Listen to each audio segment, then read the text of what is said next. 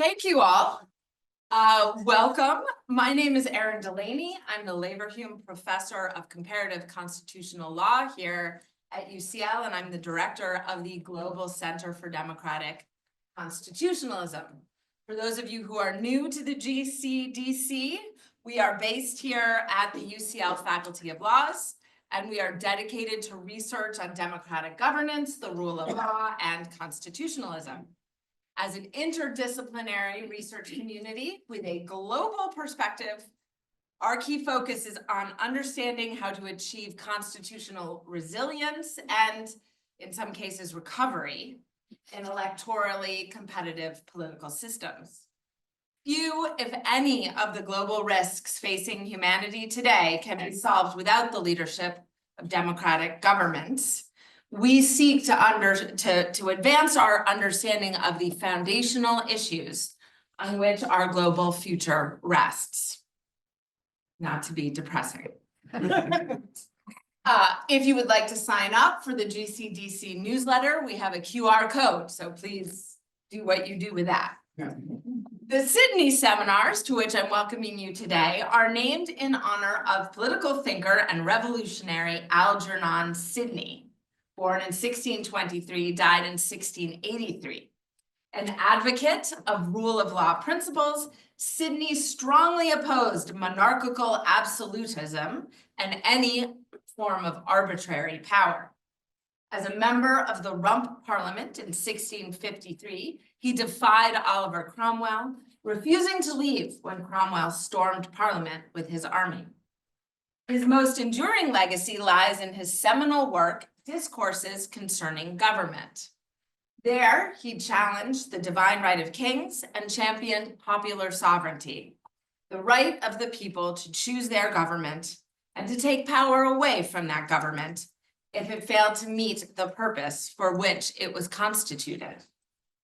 Excerpts from the discourses were eventually used as evidence to support Sidney's execution for treason in 1683.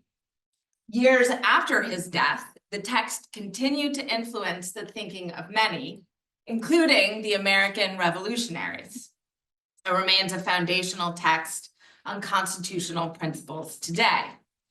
In an era where democracy is increasingly under strain, Sidney's call to vigilance against tyranny and arbitrary power remains as relevant as ever. And it is perhaps fitting that we are holding a Sidney seminar today on the 249th anniversary of the signing of the American Declaration of Independence. Yes, it was signed on July 2nd, not July 4th.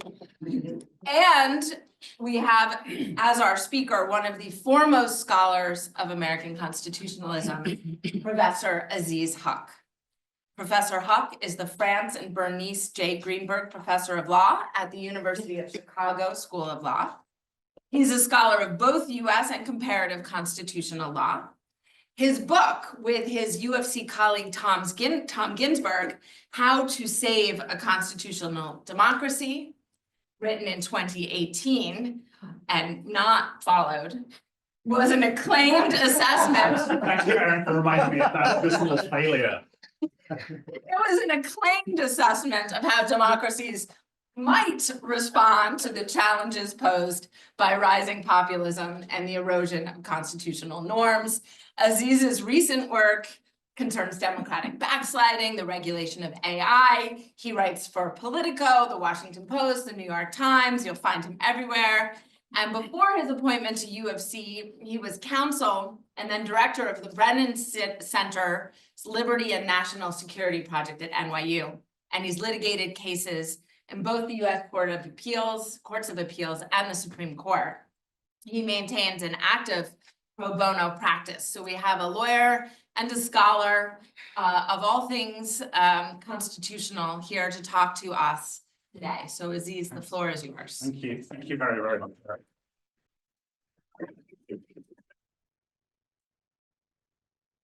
So I'm immensely grateful to Erin for inviting me to offer a Sidney seminar, and very grateful to those who organized the event. Chris has been terrific, in particular in helping set it in motion. And it's especially generous for them to do this because unlike at least the seminars that I'm familiar with at Chicago, which is my academic home, I'm not presenting a particular paper. I don't have a concrete work product, and as you'll hear, I don't know if I have a concrete and specific claim to offer. Rather, the remarks that I will give are based upon a series of more informal, occasional, and preliminary writings that have appeared over the last 4 or 5 months in various venues: Professor's blog, Lawfare, the London Review of Books, and the Atlantic, for a variety of scholarly and generalist audiences. What I will say, I think, emerges not as a kind of crisp thesis that is articulated in any one of those pieces, but more as a strategy of approaching the present conjuncture for the purpose of understanding and grappling with the problem of legal change in the United States. So what I hope to do is to give not a particularized claim, but more of a kind of way of thinking about what is happening in the United States. Not for the first time, Bob Dylan asked the question, or framed the question, that I want to ask better than I can. In The Ballad of a Thin Man, Dylan mocks one of the journalists who are covering him at the time with the following line: "Something is happening here, but you don't know what it is, do you, Mr. Jones?" Without suggesting a moral parallel between speakers, you can imagine the present occupant of the American White House saying the same thing. Over the last 5 months since the inauguration in January, President Trump has, in his own words, flooded the field with policies and actions that have dramatically changed the domestic and international policy environment. To gain some perspective on the extent of that change, consider the following simple comparison.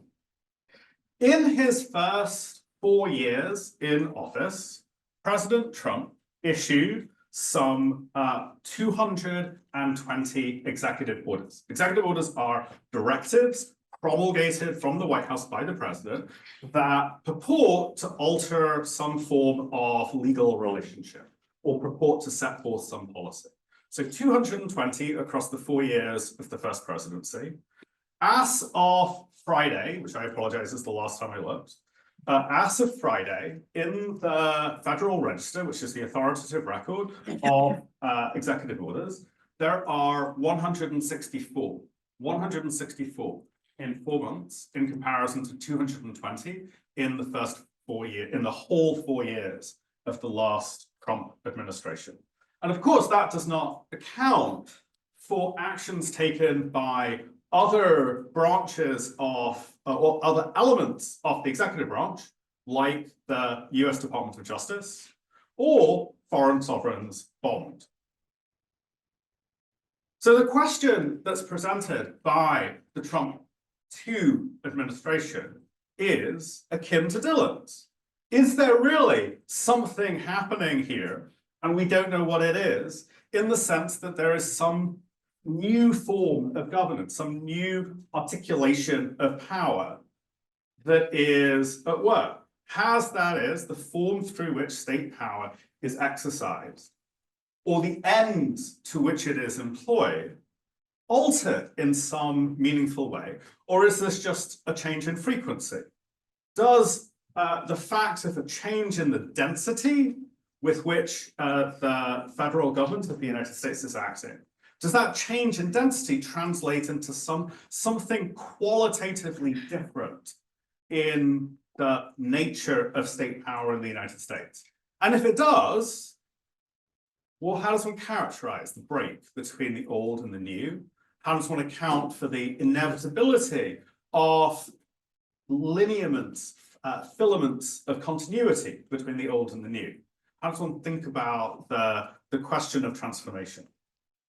I think that that is a particularly challenging question because it can be framed using different disciplinary lenses. So, for example, following Jan Werner Muller, who teaches at Princeton, and others, one might ask about whether the style of politics has changed. Have we moved from a world of liberal democracy, which connotes a certain set of attitudes towards one's political opponents, to a world of populism? And that's Jan's, not Jan's coinage, but I think he's the leading expositor of that idea today. A style of politics that is characterized by some other set of rhetorics, some other set of relations, dispositions, as between political opponents.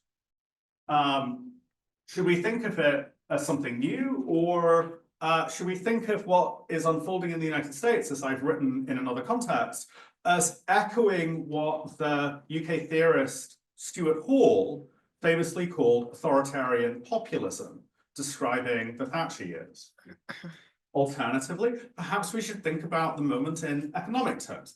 Perhaps we should follow Adam Tooze on the left, or Stephen Moran on the right, and see this as a moment of rupture between, on the one hand, a hegemonic global economic regime of neoliberalism, that was the then, and a now which is characterized by manufacturing-oriented, mercantilist autochthonic. I was really hoping to get that word out without stumbling. Sorry. Or do we think of this as a moment not characterized by regime change at the level of geopolitics, but one of fundamental continuity, right? One might look here to Quinn Slobodian's work. Slobodian has argued, I think quite persuasively, that behind the geopolitical regime of economics promulgated by the United States through the 1980s up through the present day, there's actually been a fairly stable, albeit rotating, cast of interest groups. And Slobodian in particular illuminatingly points to the role of the steel industry, Ethan Navarro being an example of somebody who came from the steel industry, as driving the ideological changes that seem to be at the surface, or seem to be at the most vivid cutting edge of the Trump administration, right? So there are ways of thinking about the present moment in terms of political style, political theory. There are ways of thinking about it in terms of economics and macroeconomics that again put pressure on the question of whether there is a rupture, a break in style, a break in the substance, whether it be political or economic, as between a then and a now. Let's say the frames that were built at the end of the 1970s, the beginning of the 1980s, are they still holding or are they not holding? My own view, for what it's worth, although I am not either an economist or a political scientist, is that in both contexts there is intensification of previously marginal formation in ways that are meaningfully significant for policy and for the scope of public policy. But I would resist the idea that there's been a transformation either along economic or political grounds. But I will concede, I'm not a political scientist, I'm not an economist. I don't claim to know that for certain. What I think I can ask more crisply is whether there has been something of a paradigm shift, something new, when it comes to law. That is, when it comes to the way in which a constellation of legal and constitutional rules enforced through a body of institutions, primarily a judiciary, not exclusively, primarily a judiciary, relate to the field of action and the material consequences for bodies, things, and people out in the world, right? That, I think, is the interesting arc or the question that one can ask of law. Is there something new with respect to law? And I want to offer a tentative answer to that question by drawing upon the work of a German jurist called Ernst Fraenkel. Fraenkel's work, I think, has languished in some obscurity.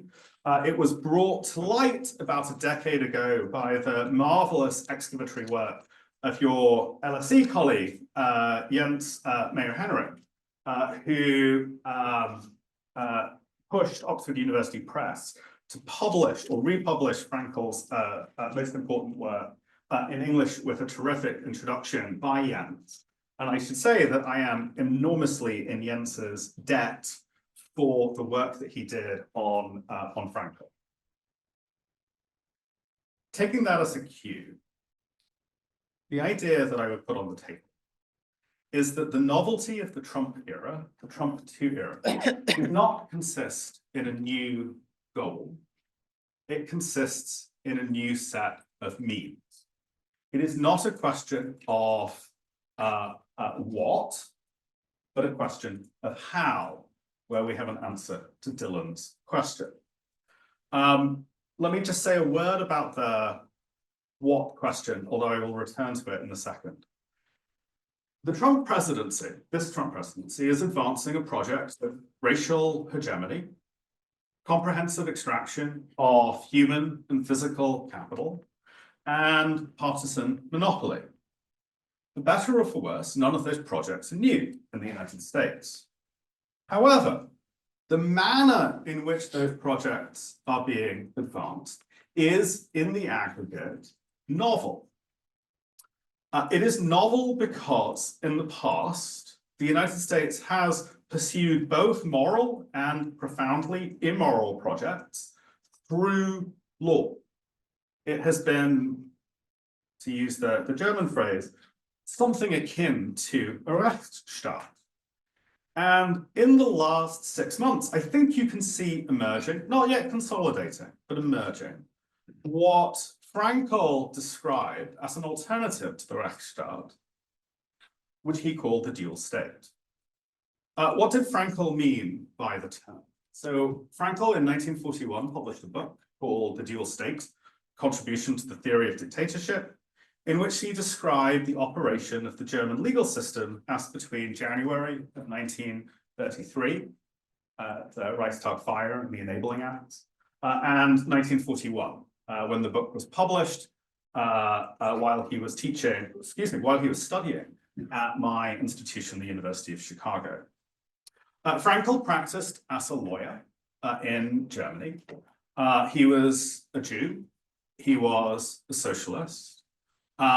Jews were banned from appearing in the German courts in the middle of 1933, but there was an exception for people who had served in World War I. Frankel had served and been injured on the Western Front in World War I, and he chose to seek an exemption from that bar to Jewish lawyers, successfully obtained one, and represented clients for 5 years between 1933 and 1938. He flees in September of 1938. As far as I can tell, about 3 weeks before the Nazi regime cancels all Jewish passports. So he gets out just in time. And in that period, Frankel works as a lawyer. He works on representation of people who are largely coming from the union background. He had been a labor lawyer before 1933. So he's representing people who are within unions. And he's representing people within what was called the dissenting church. The dissenting church is the rump of the Protestant church in Germany that refuses to bend the knee to the new regime and is subject to predictable forms of persecution. And Frankel's theory of the dual state reflects his experience practicing as a lawyer under those conditions between 1933 and 1938. The thesis that he advances is that the German legal system did not expire with the promulgation of the Enabling Act in 1933. To the contrary, the existing Weimar legal regime fragmented into 2 separate domains. He called these 2 domains the normative and the prerogative state. Frankel explained, based upon his work as a lawyer, that much of the familiar and ordinary legal regime that had existed before 1933 continued in place, even as the National Socialist Party consolidated its political hegemony, not just through emergency powers, but through parastatal violence. Rather than eliminating the normative state, which after all was required, or at least very useful, for keeping ordinary Germans capable of performing the kind of contract, tort, or property disputes that are run-of-the-mill matters in daily life, rather than eliminating the normative state, the Nazi regime created, Frankl argued, a parallel zone, which he characterized, and I quote him, as being one of unlimited arbitrariness and violence, unchecked by any legal guarantee. This was what Frankl called the prerogative state. It was a domain in which officials of the Nazi government, judges and lawyers, whether they represented the state or whether they putatively represented private individuals, acted ruthlessly and without attention to legal rules in order to advance the goals and racial hierarchies of the Nazi state. The reason that the dual state was so effective, or the thing that makes it distinctive, I think, in Frankl's account, and I'm drawing this is a gloss, not so much something that Frankl says, is that what he captures is the possibility that an individual might be within the normative state, the ordinary system of laws that operate and that govern most of our daily lives. And at any minute, somebody can flip a switch, an official can flip a switch, and that person drops, like through a trap door, from the ordinary protections of the law into a world in which any and all cruelty is allowed. To live in a dual state, I think Frankl is telling us, is a bit like walking along a tightrope. And I think here, maybe because I'm old enough, of the image of a man called Philippe Petit, who cast a line between the two twin towers in New York and walked between those two towers. It's a bit like to live in the dual state, according to Frankl, at least on my gloss, is to live in a world where at any moment the wire might unravel and dissolve between your feet, leaving nothing. So how does this work in practice? In truth, I think there are different ways in which the switch upon which the dual state evolves or pivots can be pulled. But here's one example. It doesn't come from the dual state itself. It comes from the work of Douglas Morris, who wrote a really wonderful book about Frankl's experience in the court. So in 1936, in July, Frankl is representing members of a labor association. They're just employees. And they have essentially a vested pension plan. And the labor association has been Nazified. It's been taken over by the Nazi party and purged. So they've lost their positions, but they have these vested pension rights. And Frankl goes into court arguing for their pension entitlements to be paid over. And he wins. And the court issues an order saying, these monies will be transferred from the labor association's bank account into the bank account of your Frankl's clients. Frankl walks away happy, thinking he has won. It's not a big deal of a case. 3 days later, his clients call him and say, well, we haven't received any money. And he makes some inquiries. And what he finds out is that a Gestapo officer had called the bank and said, don't transfer the money into their account, just transfer it to our coffers. So a legal rule applied by a court, seemingly authoritatively, there's no appeal, right, to a particular set of parties to the benefit of a certain group of people, which takes the form of something material, like money, just switched off.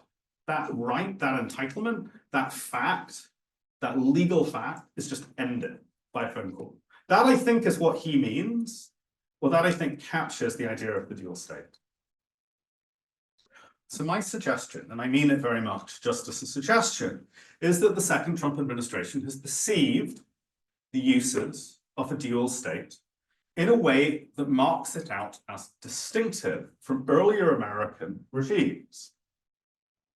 What I want to do is to play out the two ways in which what I've characterized as the switch, which to my mind is the heart of the dual state mechanism, plays out or has played out in the last 4 or 5 months of the Trump presidency.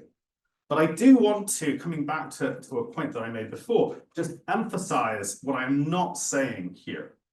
I am not saying that the Trump administration is pursuing a set of policy projects that are novel or distinctive or in some way discontinuous, either from the Republican Party's projects as a historical matter or the American states' projects as a general matter. It is absolutely the case that American history has been characterized by the expropriation and enclosure of native lands, the extraction of labor from Black Africans and from others in forms of what Marx called primitive accumulation, and that these policies have been not just horrific, but arguably genocidal, and yet carried out through the instrumentalities of law. It has long been the case, even at the most morally parlous moments of the American state's history. And I say that as somebody who, as Erin mentioned, have spent some time representing individuals during the War on Terror who were detained as enemy combatants. It has always been the case that the American state has carried out its projects through the vehicle of law. So that's not the claim. But the claim is not about ends. The claim is that there are novel ways in which those ends are being advanced, and that those novel ways echo the switch between the normative state and the prerogative state that I think Frankl so wonderfully characterized. It's not so much that these switches are completely without precedent. There are inklings of them in earlier legal regimes in the United States. But in the candor, the frank, brutal honesty with which they're used, in their frequency, and in their combinatory effect, I think they amount to something new. Let me identify and clump 2 sets of actions that I think can be characterized as switching mechanisms. I'm going to call one, for simplicity's sake, the kill switch, and the second, again, for simplicity's sake, turning kindness into a knife. What do I mean by those 2 categories? So, the kill switch is exactly what it sounds like. It is a move that negates the force of otherwise applicable law. This might be done either endogenously by appealing to some either more or less coate emergency power that is embedded in the law, or simply through the act of ignoring the force of a legal command, either issued in the form of a constitutional rule or issued in the form of a judicial order. The kill switch in the last 4 or 5 months has worked differently across different areas of law. I think you can see it in the immigration context, in the context of environmental and consumer protection regulation, and in the context of international law. There are different versions of the kill switch at work. Perhaps the most notorious, most public instance of the law being outright negated is the case of Kilmar Abrego Garcia. Abrego Garcia is arrested in the US state of Maryland, transferred to the Centro de Confinamiento del Terrorismo, or CECOT, in El Salvador, notwithstanding the fact that there is a judicial order requiring his repatriation to the United States. There's a long period in which he is not repatriated. Ultimately, he is returned to the United States, where he is charged in what I think is a plainly spurious legal indictment.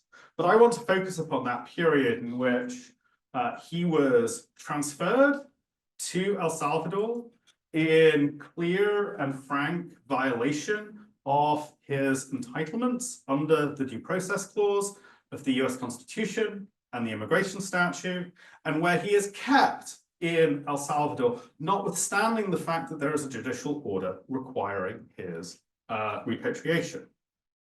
It is true that Abrego Garcia was eventually repatriated. However, his is only the most high-profile case of an immigration power being used in ways that are plainly at odds with immigration law and the orders of immigration courts. Very early on in the administration, there was a cancer researcher from Lebanon who was hired by Brown University in Rhode Island. The researcher turns up at Logan Airport in Boston and is detained and is about to be put on a plane back to Paris, I think it was, that's where the plane had come from. Brown, God bless them, hires a lawyer, and the lawyer gets an emergency order saying that the doctor is not to be repatriated, goes and takes the order to Logan Airport, gives it to the person who's in charge of immigration detention there, and her client is deported within hours. That is one of the early cases, but there are a number of cases in which parallel fact patterns have emerged. There are, as we speak, men, they're all men, who are held in one of the Horn of Africa military bases after having been transferred, notwithstanding a judicial order. So Abrego Garcia may be back, but his case, I think, stands for something broader. It's not the only instance in which the government or the administration has acted simply in brute defiance of the law. The detention of international students at several universities, including Columbia and Tufts, is frankly in disregard, explicitly in disregard of the First Amendment to the US Constitution's prohibition on actions by the government on the basis of a private person's viewpoint. The same exact thing can be said of the series of executive orders targeting major US law firms for the representation of Mr. Trump's political foes or for causes that Mr. Trump disapproves of. The fact that those orders on their face state a viewpoint discriminatory position and in the majority of cases have been successful. They have, yes, a couple of them have been challenged, but most of them have been successful. Here's an example of the dual state at work. The second instrumentality, I called it turning kindness into a knife.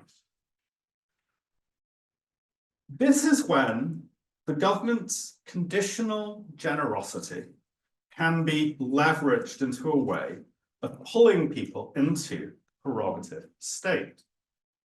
The American state is structured around cooperation.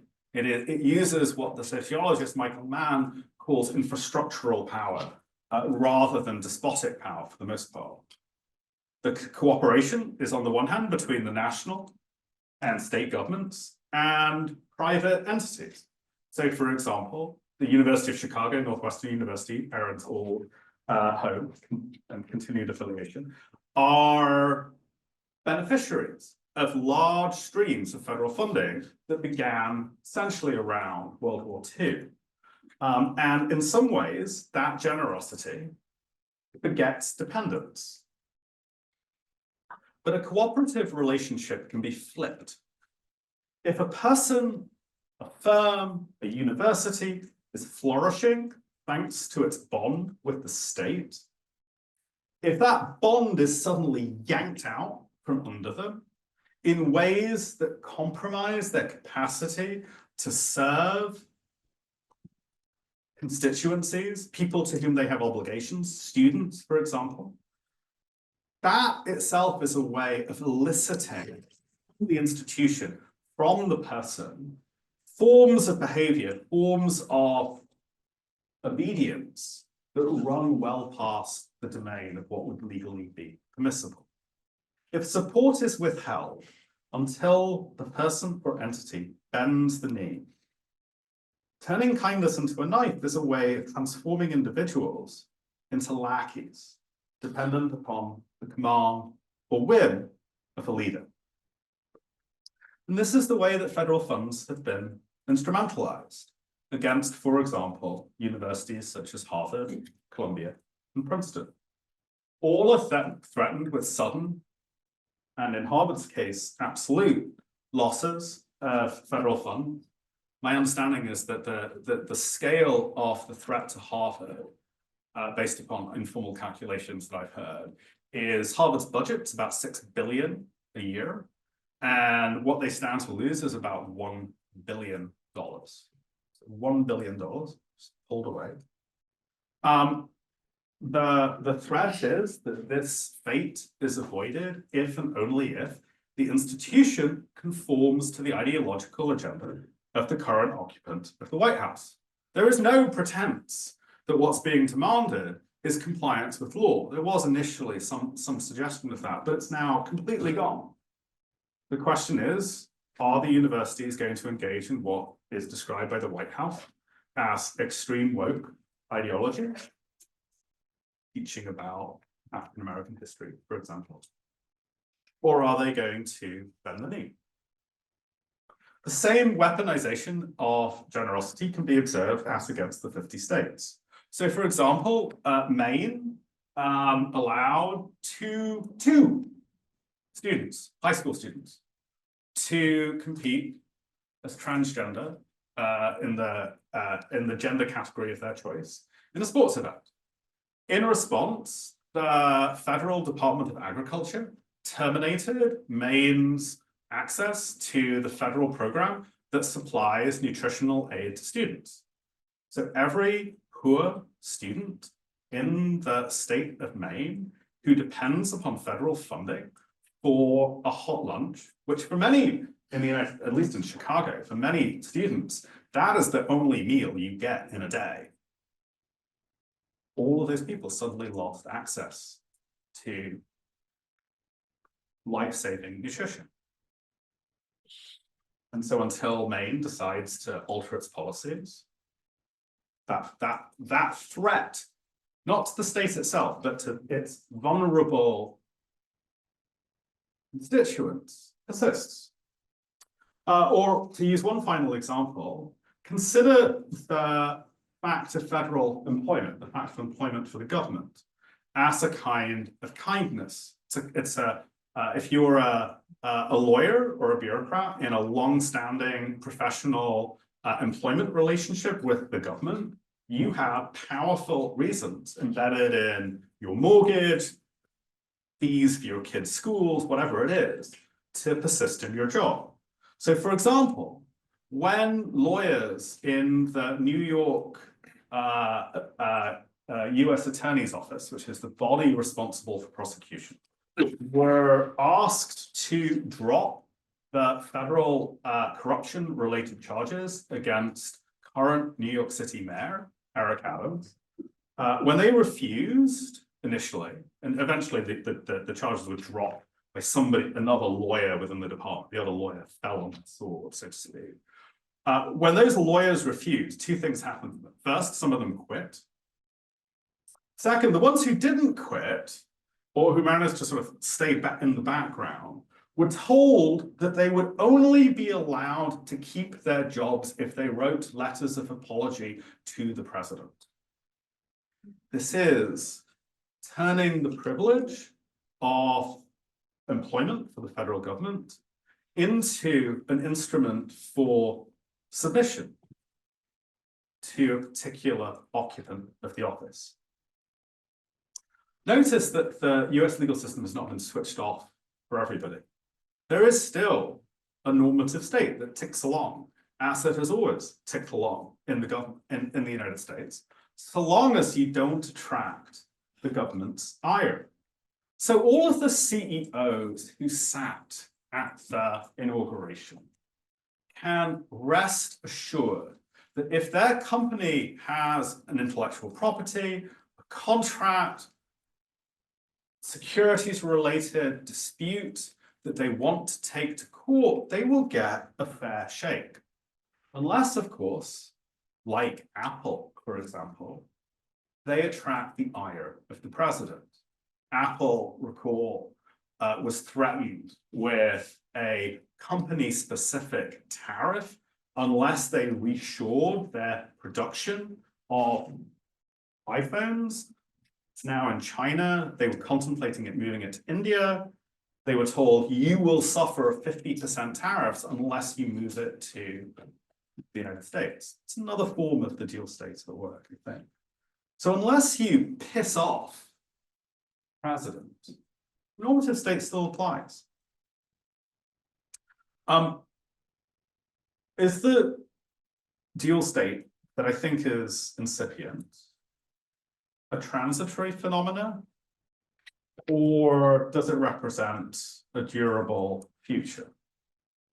I'm afraid that I am uncertain enough about what will happen in the balance of this week. I mean, really, who knows? I am uncertain enough about what will happen in the balance of this week that I fear I am in no position to serve as your Cassandra today. I do, however, want to emphasize one particular possibility, and it's this. It seems to me that Frankel's conception of the dual state can be fruitfully extended and applied to characterize and understand the manner in which both the Chinese state, or the party state on the one hand, and the Russian state, which is affiliated to another informal organization, it's not a party, it's more a kind of clique. The dual state can be used to explain the operation of both the Chinese and the Russian state. And there's two things that come from that, or two final observations that I would make, and this is by way of concluding. The first is that both the Russian and the Chinese state have been garlanded over the last decade or two with predictions of collapse and failure. And yet, they remain durable. There is a lesson there in the capacity of the dual state form to contribute under extraordinarily different socioeconomic and cultural conditions to the persistence of a state formation, right? There is a lesson there about the durability of a dual state formation. The second implication is this. It is obviously the case that we are moving from one geopolitical configuration to something else, a new era of international conflict. And consider the possibility that whereas upon the end of the Second World War and the emergence of the Cold War, we were in an international regime characterized by a duel between ideologies, genuinely different ways of organizing state and society. We are moving into a world in which each of the three global hegemons, the United States, China, and Russia, are each in their own way a dual state. Each, that is, exercises governmental authority in the same form. And if that is the case, what international competition and conflict will embody is not so much a choice between forms of government, but a contest between dual states that are distinguished solely by the idiosyncratic local paraphernalia of flags, anthems, and myths that they choose to drape around themselves. Thank you. So thus concludes our Sidney seminar. It also concludes our programming for the GCDC this academic year. I would like to thank Chris Adams, our center manager and rookie, tremendous assets and the cornerstone of the center. Thank you to all center members who come to so many events. And thank you to Aziz for what was a remarkable conversation this afternoon. Thank you very much.